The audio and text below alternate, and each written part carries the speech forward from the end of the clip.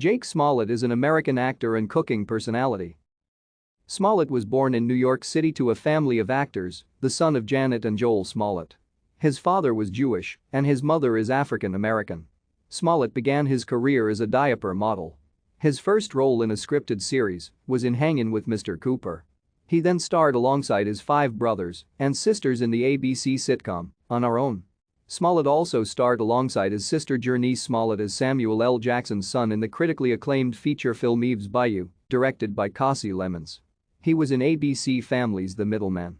Jake portrayed Nozer, a character derived from Javier Grillo Martuch's comic book.